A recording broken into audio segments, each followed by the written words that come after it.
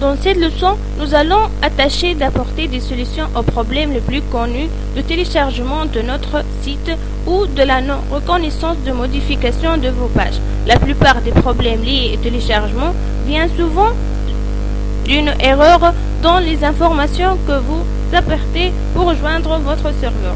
Il convient alors d'entourer dans la palette de gestion des sites, puis modifier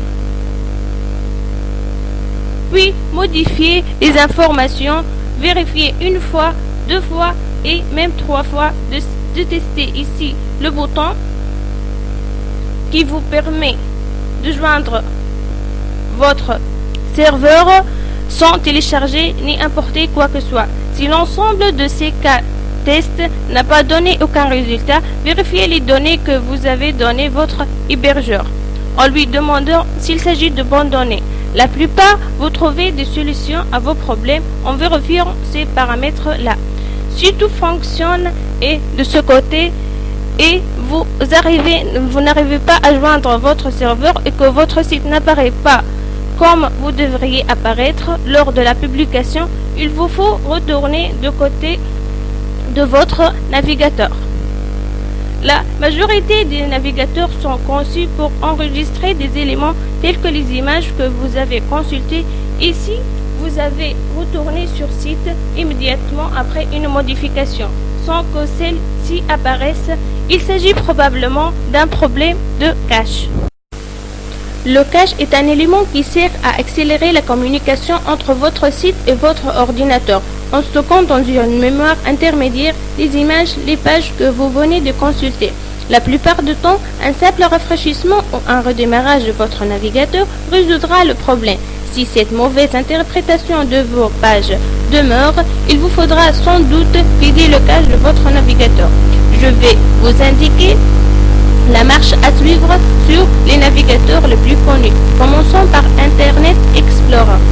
Internet Explorer, on peut forcer le navigateur à ne pas tenir compte du cache lorsqu'il va afficher votre page. Pour ceci, appuyez sur CTRL et la touche de rafraîchissement. Dans ce cas, si votre page sera téléchargée sans tenir compte des données parallèles qui sont déjà stockées dans votre navigateur. Si cette démarche ne suffit toujours pas, il vous faudra vider manuellement le cache dans votre navigateur. Il faut aller à Outils, ensuite Options Internet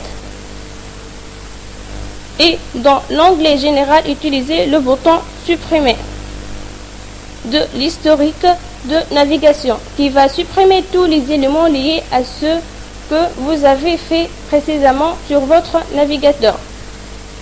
J'appuie sur Annuler.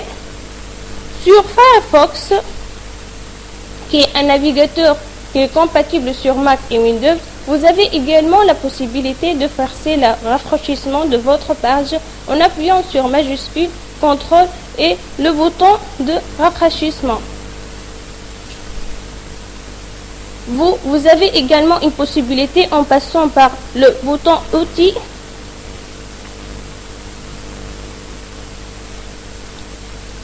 afin d'effacer les traces que vous pouvez sélectionner. Voici, vous pouvez sélectionner les éléments que vous voulez et ici c'est le cache qui nous intéresse. Voilà.